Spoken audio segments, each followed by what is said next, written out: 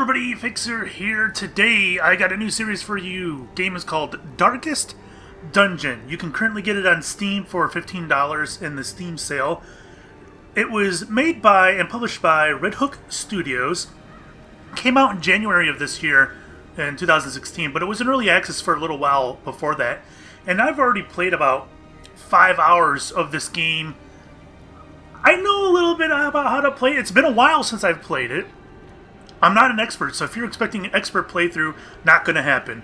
I got to relearn all my shit and all that jazz, so no expert playthrough. You'll be learning along with me. So, what is Darkest Dungeon? The best way to describe it is it's Lovecraftian in its aesthetic, and it is a roguelike turn-based RPG. Dungeon crawler. It's a lot of those things put into one. It's really interesting how they mesh them all, and we'll obviously get into that. And it's about the psychological stresses of adventuring. So you have typical turn-based combat in here, but there's a lot of outside influences on the combat, afflictions and things like that, stress levels. It's really interesting how they put it all together. Anyways, I was talking with Modi and Delgar, and I said that, I've been wanting to do a series with Darkest Dungeon a long time, and they seemed interested. We're like, all right, how about we just all do a Darkest Dungeon series together? It's single player, not multiplayer. I don't have them with me or anything like that. We figured, hey, let's everybody do a playthrough. So if you want to see how my playthrough goes versus their playthroughs, I'll put the links down in the description so you can check them out. Anyways, what really steps out about this game is the narration. The narration was done by Wayne June, who is a voice actor, and he has done audiobooks on titles from authors like Poe and Lovecraft and Stevenson. Amazing voice, and he totally makes this game. I talked a little bit about, and Thomas Was Alone, another series that I put up recently, how I thought that was one of the best narrated games ever made. This is one of the other ones. My favorite of all time is Bastion. I think the narrator in Bastion is just top-notch, the best ever done. And a tier just below that, I would put Darkest Dungeon and Thomas Was Alone. Fantastic narration. But anyways, this game does allow you to customize your party, your characters, your warriors, whatever you want to call them. It does let you customize them a little bit. I can change their names. And I'm going to be throwing Modi and Delgar in there. I'm going to try to keep them alive. And of course, they're going to do the same. They'll use my name and whatnot and try to keep me alive. If you guys want your name in this game, just say something below in the comments, I guess, and I can put your name in here and perhaps get you as a party member. But anyways, let's jump in here, and I guess we should show the intro cinematic here. Let's do that real quick.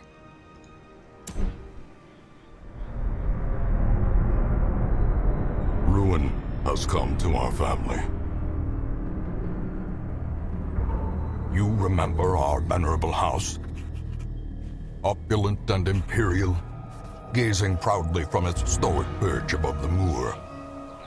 I lived all my years in that ancient, rumor-shadowed manor, fattened by decadence and luxury. And yet I began to tire of conventional extravagance. Singular, unsettling tales suggested the mansion itself was a gateway to some fabulous and unnameable power. With relic and ritual, I bent every effort towards the excavation and recovery of those long-buried secrets, exhausting what remained of our family fortune on swarthy workmen and sturdy shovels. At last, in the salt-soaked crags beneath the lowest foundations, we unearthed that damnable portal of antediluvian evil.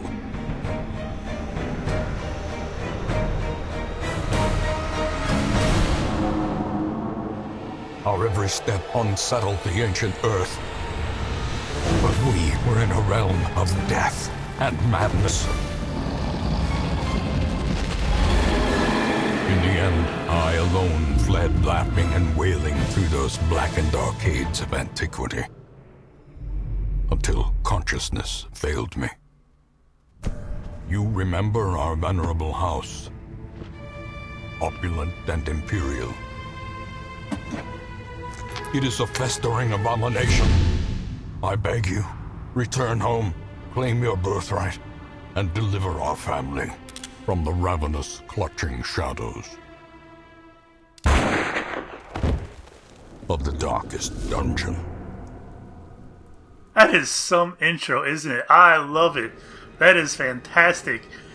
So as the story goes, we are left to this estate by...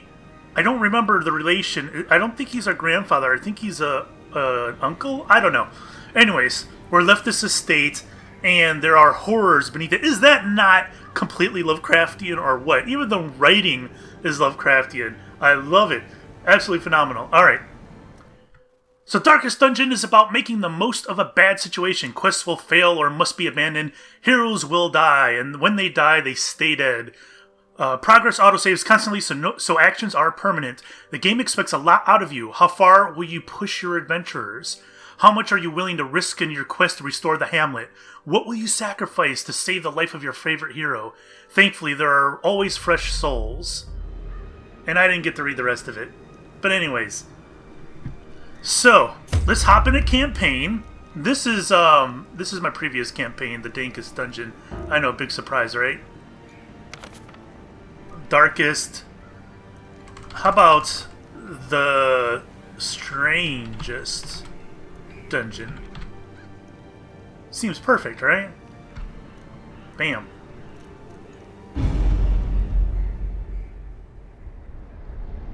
I think, yeah, there's another cutscene here.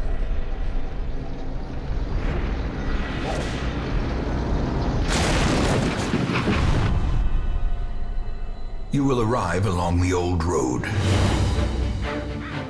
It winds with a troubling, serpent-like suggestion through the corrupted countryside, leading only, I fear, to ever more tenebrous places. There is a sickness in the ancient, pitted cobbles of the old road, and on its writhing path, you will face viciousness, violence, and perhaps other damnably transcendent terrors.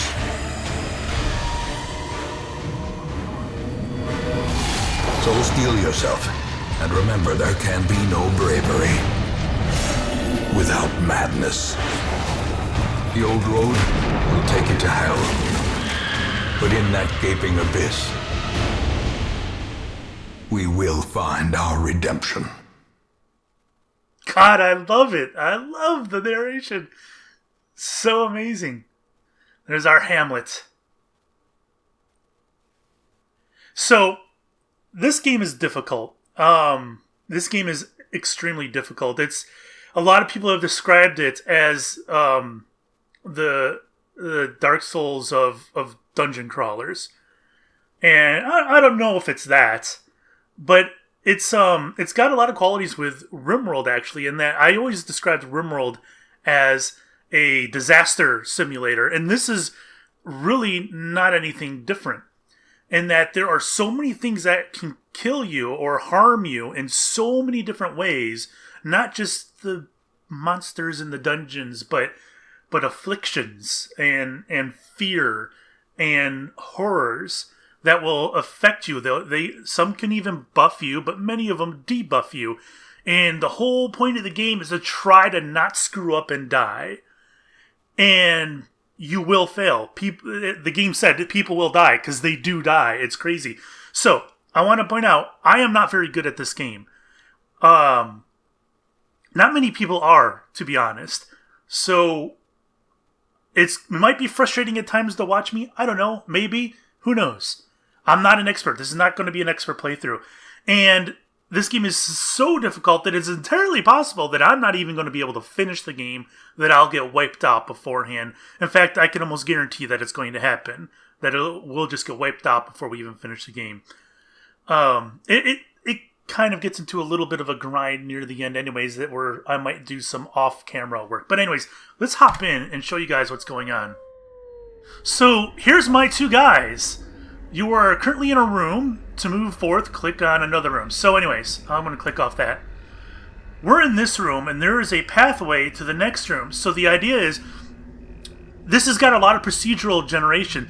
RNG is massive in this game. In fact, it's frustratingly massive. There is so much RNG in this game that so many things you just cannot avoid at all. You can prepare so much for the worst, but RNG can just come up there and just bite your ass, and there is not a damn thing you can do about it.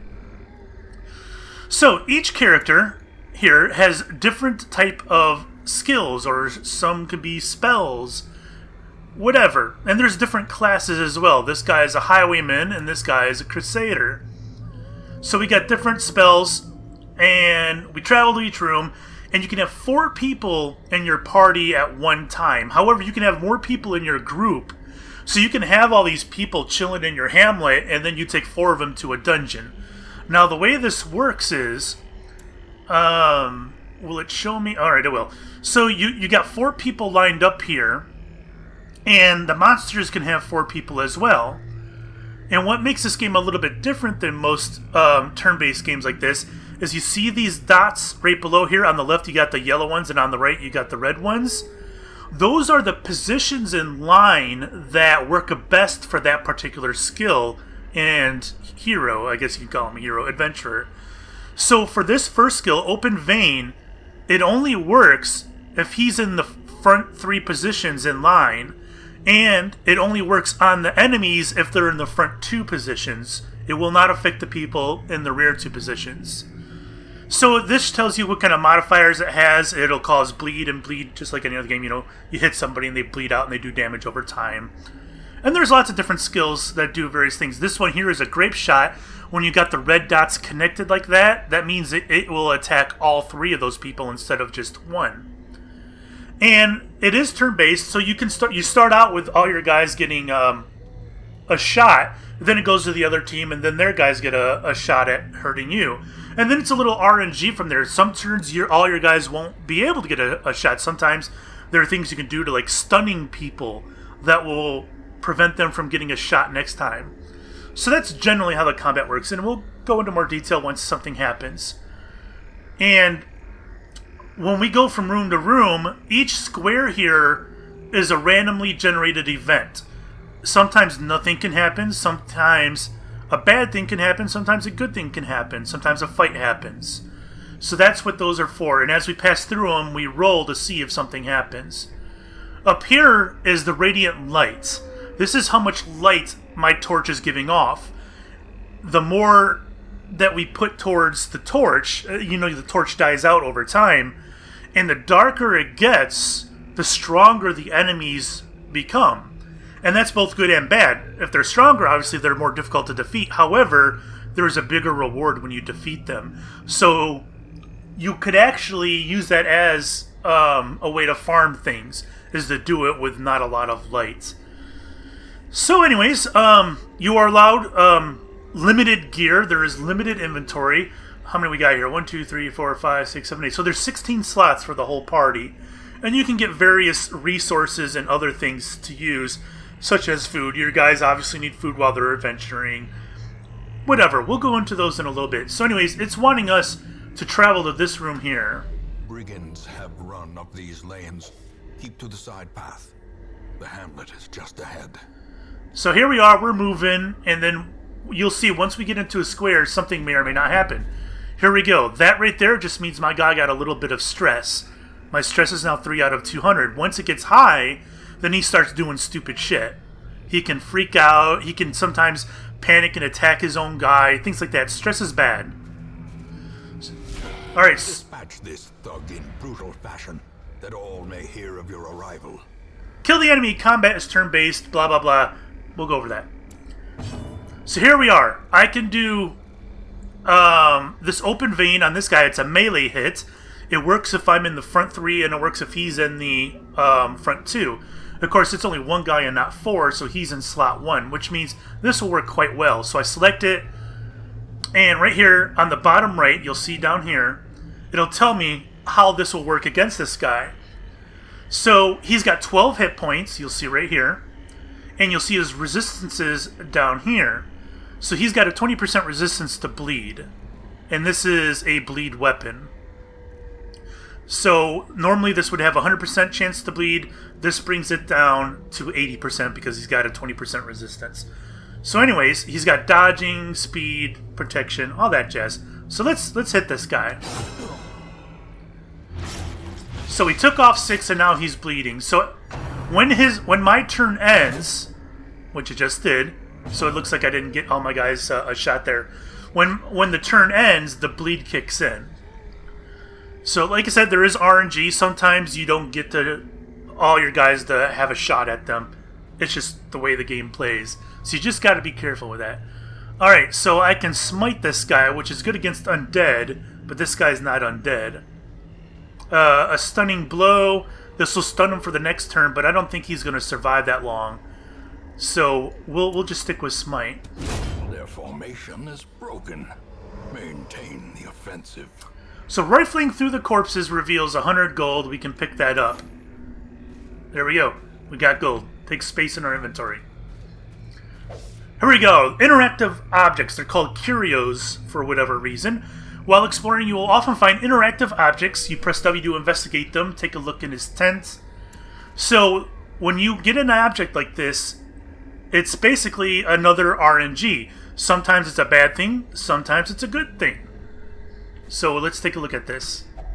Brigand's tent. Clearly where the ambushers camp. Let's grab whatever he's got in there. It's got valuables. 200 gold. Laden with loot are often low on supplies. There we go. So we've made it to... Leave nothing unchecked. There is much to be found in forgotten places. Yep. I'm good. Let's go. An ambush. Send these vermin a message. I The shall. rightful owner has returned, and their kind is no longer welcome. Alright, so we got a bloodletter and a fusilier. I don't know what that is. Anyways, this guy's got some speed over here, and he's ranged. This guy here he's pretty beefy, 35 hit points to the 12. And there's a treasure chest in front of them. I don't know if that's going to affect where they're standing. Does it? I don't know. So let's do some damage over time to the guy in front here. So he's bleeding, and that's a debuff. That's why it popped up. All right, next guy. Can I attack him? I can't because, or can I? See, I don't know. Sometimes objects can take a spot inside the ranks over here. I don't know if objects can. Bodies can, but I'm not sure. Let's attack this guy anyways. Nope, I can't. Never mind. So this treasure chest is considered slot 1. This is slot 2. This is slot 3. Because you see over here these red dots, this is only effective in the first 2 slots, which means I cannot attack the ranged guy with this. I gotta go with something else. It looks like none of these will do for me. You can skip your turn in case you can't do anything worthwhile, but it bumps up their stress level, and stress is really bad in this game. You want to avoid it as much as you can. So I cannot attack the guy in the rear. I got to attack the guy in the front. And I think, well, I think I'll just go with the smite one here. There we go. Now they're going to get a couple shots on me. Not bad. Alright, they didn't do a whole lot of damage. Although this guy's bleeding now. Oh, they're both bleeding. Everything runs red. Alright, they're both bleeding and they got a little bit of stress there. Alright, so it's this guy, the highwayman's turn again. Alright, let's see if we can do some damage to the guy in the rear. Maybe we can kill him, right? Let's see what we do here. That's not a lot of damage. I got a buff out of it. I got a little bit of dodging bonus. Nice. Alright. Stunning blow. Let's stun this guy so he doesn't get a shot next round. So he's stunned. He can't attack this round at all now.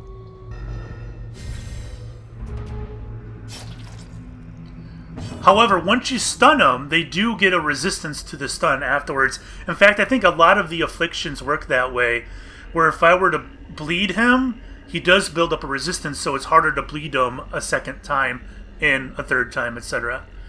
Alright, so tracking shot is pretty much the only way I can hurt the guy in the rear. So let's do that again. That's not a lot of damage.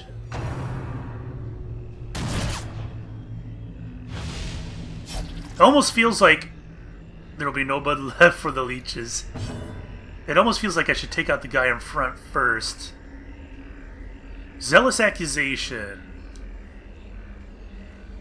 Alright.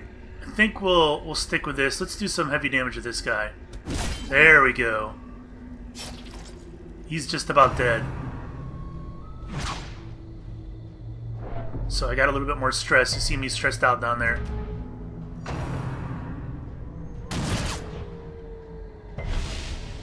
Yeah, my guy up front here, he's getting a little hurt. I think we'll have no problem killing the guy in front, and I think that's what we're gonna do with this. There we go. Prodigious size alone does not dissuade the sharpened blade. When most monsters die, they leave corpses. Corpses act as temporary obstacles and will eventually go away on their own. However, you can attack corpses to destroy them faster, but often a better approach is to use ranged skills. So this is a heavy part of the combat, is where they're placed in line. So I got this corpse now, and there are ways to move the order of your opponent here to get people in certain positions so you can attack them better. However, they've also got that ability. They can screw your line up and put people out of position and making them weaker. So right now, I've got this corpse to deal with, or I can ignore it if I want. It'll eventually go away on its own. I'll probably... Can I even hit a guy in the rear? I cannot. So there's nothing I can do. This guy cannot attack this guy because he's too far away. I can do a zealous accusation, which I believe will reduce his armor? No. It'll reduce his damage. So let's do that then. Well, I can only do it. I can't do it on him anyways. This guy can literally do nothing. Alright, so since he can't do any damage, I'm going to use this defensive spell, which will raise my protection up. So let's put it on the guy in the front. Can I not? It's only me? Alright, I guess it's only me. Alright, so what just happened was this spell... Oh, I can't... Can I view him? I don't know. On that particular spell, when you do buff yourself up with the protection, it also puts a mark on you. What that means is the enemies are more likely to attack that person now. So he's got a mark on him. So that actually ended up being good, because maybe he'll attack him more often now and leave this guy alone. Alright, so this is the only choice I have, is this spell here, this tracking shot. It might take a while to get this guy down here. Nice. And again, there's nothing I can do here.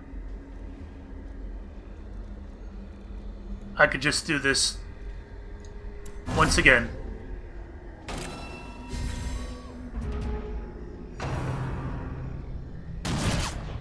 Okay. How much his points? He's got 5, so it's going to take 2 more turns, I think.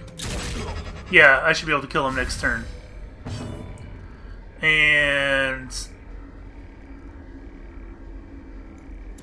that's my only option. Hopefully he'll just try to attack me, although he just keeps using the... Oh, here we go. Continue the onslaught. Destroy them all. Alright, rifling through the corpse reveals holy water. Holy water is used to purge evil and restore purity. It can also be applied to a hero to increase resistances. I've got Onyx, which is a currency. Completing a quest, blah blah blah. After you've completed the recurrence of a quest, you have the option to return to town at any time. Just click the crest. Yeah, we don't need to stay around here. That was all that we had. So at the end of a quest, it shows what we got.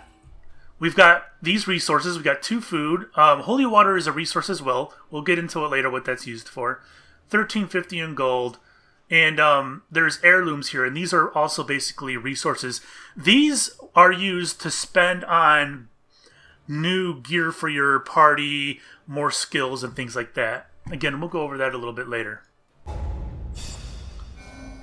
Alright, also at the end of it, your guys can get certain types of afflictions, and sometimes even buffs. In this case, Dismas, who we're going to rename soon, got this, Warrior of Light, which means he's got a plus 10% damage if the torch is above 75. And there are tons of different types of buffs, so this is actually pretty decent. This doesn't hurt me in any way, but there are a lot of bad ones, a lot of them. Again, we'll go into those some other time. Anyways, let's return to town. Welcome home, such as it is. This squalid hamlet, these corrupted lands, they are yours now, and you are bound to them. So this shows an activity log. I don't think we'll need to see that so much in the future. And this shows our goals. We got to defeat all these different bad guys and whatnot. Anyways, let's exit out of this. Alright, on any screen in the game, press and hold H to see contextual help. Alright, I don't need that. So here is our estate. This is what we were left. These are my resources. Busts are used to upgrade the buildings in the town. Portraits are used to upgrade town buildings as well. Okay, it does say the same thing. They all say the same thing. Anyways, so here's our party over here. And some of these need to be unlocked, or all of them do. Yeah, they all do. Needs to be unlocked. The Stagecoach does not, though. So these different buildings will help you with your party. And they always say those little phrases, whatever. Pretty cute. Anyway, so there are different afflictions that you guys can get. Like one guy could be lonely. So what you can do is you can send him to the tavern and he can pick up a prostitute. Or one guy just wants to party celebration from a successful dungeon run. You can send him to the tavern to get drunk. However, some of them can pick up mental illnesses and they can develop insanity. And thus you would need to send them to the sanitarium and they would need to get treatment there. And of course, while they're there, you cannot take them out to a dungeon. So you can have your perhaps fantastic party members dungeon crawling for a long time, but they're going to pick up all these issues and they're going to eventually need to be treated. So that's why you have a much larger group than 4 people in your estate. The guild, I think you can build up your skills here, and then a blacksmith you can build up your gear. The nomad wagon, I've actually never used that before, so I don't know what that does. Ancestors' memories, that's just kind of like a history of the people in your party. So anyways, the Stagecoach, this is where we find women and men, soldiers and outlaws, fools and corpses. All will find their way to us now that the road is clear. How can you not love that? I love that. Alright, so the Stagecoach is where we recruit new people to our party. You'll need to recruit these 2 heroes to fill out a party of 4. Drag and drop. Do I have a choice? Alright, this is just a pop-up. While you're here, spend some of your starting resources on upgrading the Stagecoach network. Alright, so here we go. This is my 2 current people in my party, and these are the 2 people that I can actually recruit. This right here will tell me what I can upgrade as far as the Stagecoach goes. Upgrading the Stagecoach increases the available heroes for hire each week or increases your roster size. So right here, this would cost me 3 of these scrolls and 4 of these shields. And of course you see down here, or crest and deeds, whatever they're called. And you get these along while you're dungeoning as loot. And you can use them here. So this right here would increase the number of available heroes to 3. So next time I come down here, I would have 3 people to choose from instead of 2. Right here will increase the size of my roster to 12. I think it's 9 right now.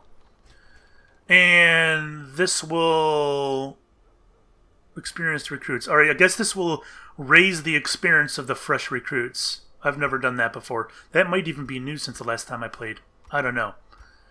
Anyways, I do like having options. So what I'm going to do is I'm going to spend a little bit here to increase my available heroes.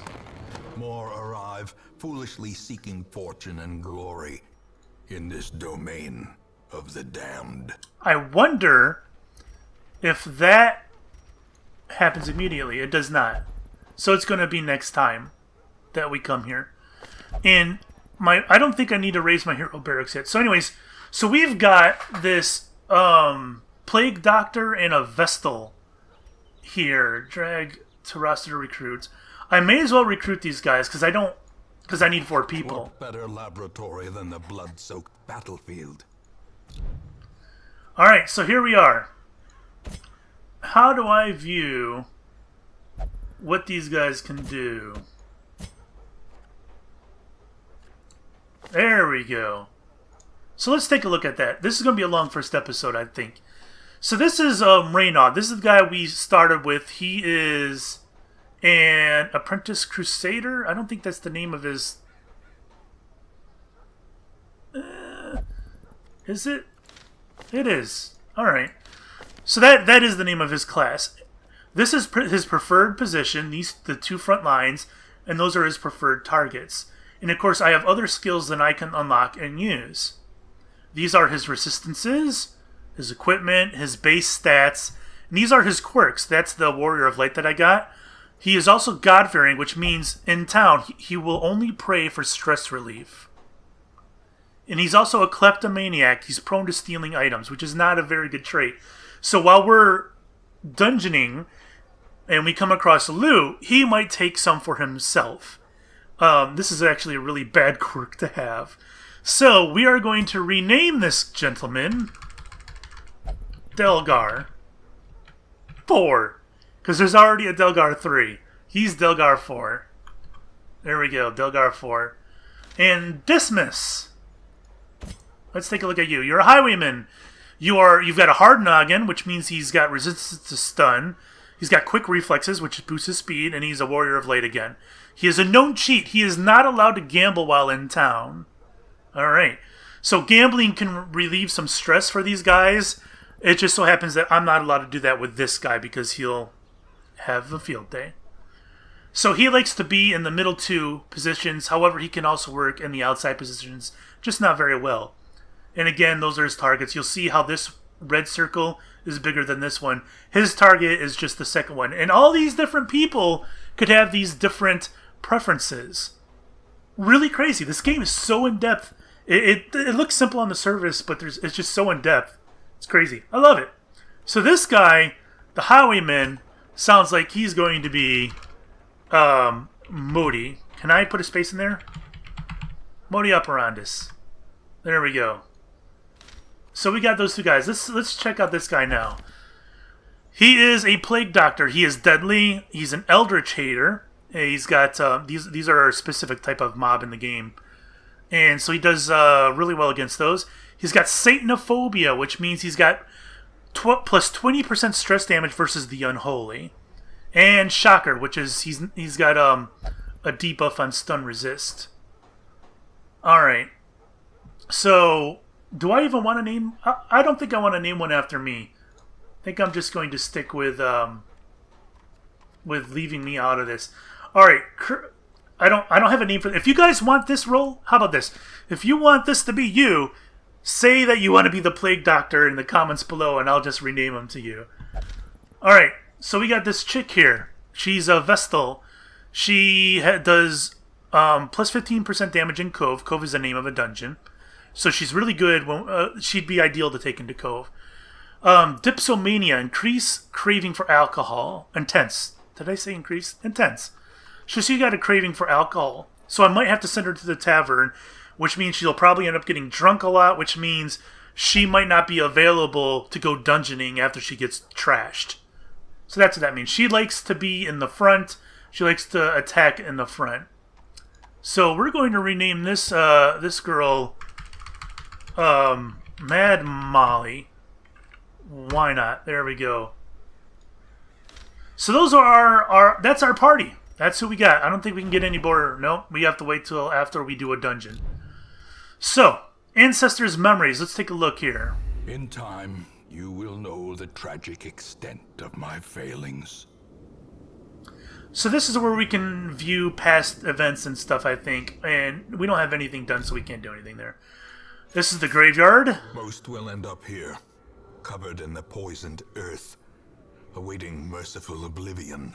It's fantastic. It's so Lovecraftian. I don't know if you guys read Lovecraft, but damn, that's just so Lovecraftian. Love it. Alright, so that's where our fallen heroes go. Now, what we got down here? That's the... Alright, there's that. This is our inventory. What do we got in this book here? That is the glossary. We don't need to go over that. So, I think we're ready to embark. But I think I'll save that for next episode because we're already running pretty damn long here. But if I click on that, there we go. A mecca of madness and morbidity. So these are... Your work begins. Thanks, Wayne. These are the nearby dungeons, and we get to pick which dungeon we go in. We get to pick the position in the line that these guys can go in. So we have control over that thing, and then we can, I'm pretty sure we can go buy shit. I don't remember where we do that. I'm not sure if we can do that yet. Can I get out of this? Okay, I can. So there we go. That's Darkest Dungeon. Again, you can pick it up on Steam right now in the Steam sale for $15. It's a low price to pay for a game this well made. It's a bargain, I think. So thanks for watching, guys. Again, go check out Modi and Duggar. You'll see me and their party, and they're going to treat me right. They're going to make sure that I survive at all costs. All costs. I am going to survive. That's what they told me anyways. So make sure to check them out, and they treat me right. So, Darkest Dungeon, everybody. Thanks for watching. We'll see you next time. Bye-bye.